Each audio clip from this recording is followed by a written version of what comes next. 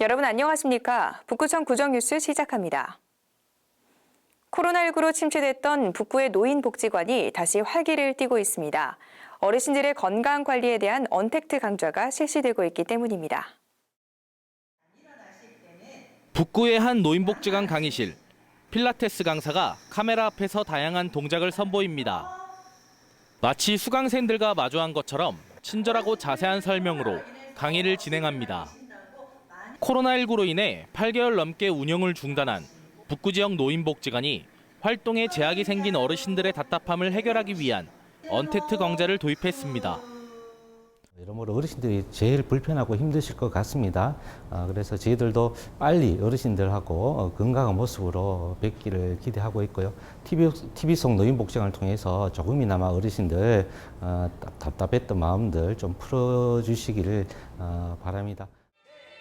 TV 속 노인복지관에선 실버 태권도를 비롯해 관절 강화를 위한 필라테스, 스트레스를 해소하는 노래교실까지 기존 북구 4개 노인복지관에서 운영됐던 다양한 프로그램들을 방송을 통해 만나볼 수 있습니다. TV 속 노인복지관은 매주 월요일부터 목요일까지 오전 7시 30분과 오후 2시 30분 하루 2차례 금호방송 지역 채널과 금호방송 홈페이지 실시간 방송 보기로 시청할 수 있습니다. 코로나19로 인해 배달 음식 시켜 드시는 분들 많으실 텐데요. 이 용기가 플라스틱인데 플라스틱의 배출 방법을 제대로 모른다면 매립되거나 소각되기 일쑤라고 합니다.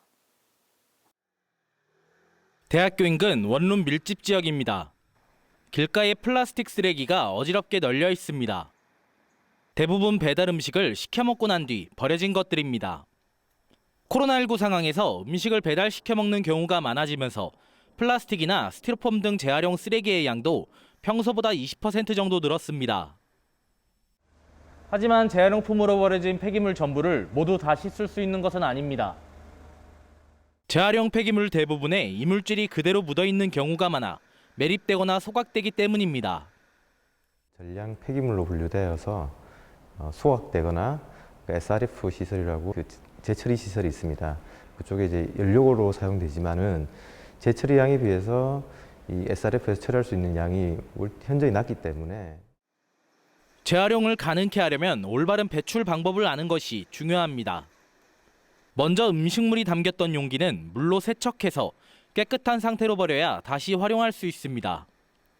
스티로폼은 분쇄 후 압축하게 되는데 이 과정에서 스티로폼에 테이프나 스티커가 붙어 있으면 재활용할 수 없습니다.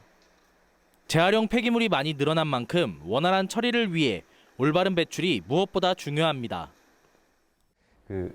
음식물 용기가 가장 많이 나오는데 특히 이제 음식물 묻은 용기 같은 경우에는 절대 재활용이 되지 않습니다.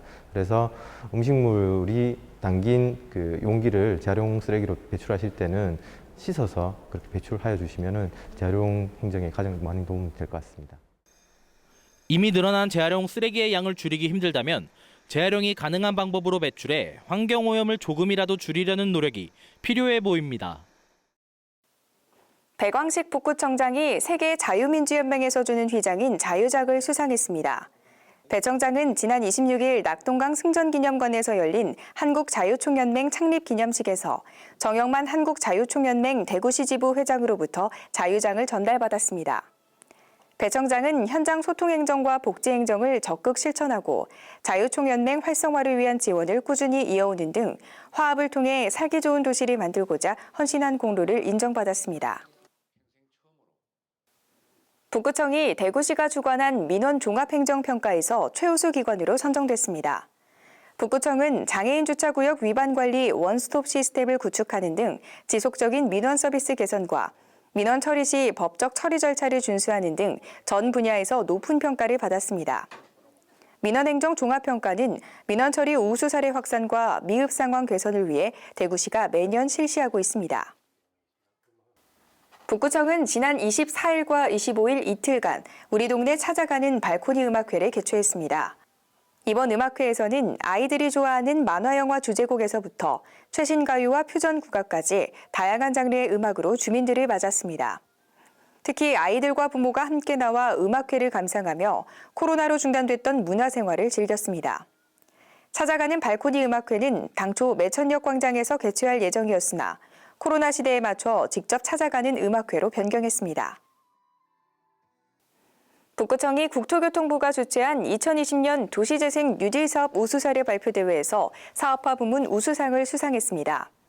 이번 대회에는 전국 각 지자체가 신청한 도시재생 뉴딜 사업 우수사례 가운데 11건이 본선에 올랐는데 대구 북구에서 발표한 어르신들이 기억하고 청년들이 기록하는 복현유사가 우수상을 차지했습니다.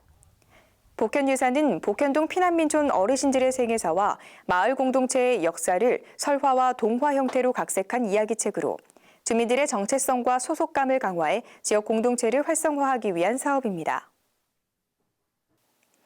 북구청은 지난 14일 대구 북구청 대회의실에서 간부 공무원을 대상으로 빅데이터 분석 결과를 공유하기 위한 분석 사례 발표회를 열었습니다. 이날 발표에서는 올해 정책 수립에 활용하기 위해 추진한 7건의 빅데이터 분석 과제 가운데 2개의 사례가 소개됐습니다. 먼저 행복충전소 설치 입지 분석 과제에서는 빅데이터와 딥러닝 기술을 활용해 전동 휠체어 충전소 설치를 위한 최적의 장소를 제안했습니다. 이어진 발표에서는 매년 지역에서 반복되는 감염병 발생 현황을 분석해 감염병 주요 발생 지역과 시기를 사전에 예측하고 예방 활동에 활용할 수 있도록 했습니다. 북구청이 칠성시장의 도로 일대를 무단으로 점유하고 있는 적치물과 노점에 대한 정비에 들어갔습니다. 북구청은 정비에 앞서 9월 중순부터 시장 상인들을 대상으로 노점과 적치물을 사전 철거를 유도해 강제 집행을 최소화했습니다. 노점과 적치물이 정비된 자리에는 칠성 종합시장 상권 활성화 사업과 연계해 이달 말부터 인도를 따라 가림판을 설치하고 무분별하게 설치된 간판과 전선도 정비할 계획입니다. 정밀안전진단에서 최하 등급을 받은 동대구 시장에 대한 보수 보강 공사가 추진됩니다.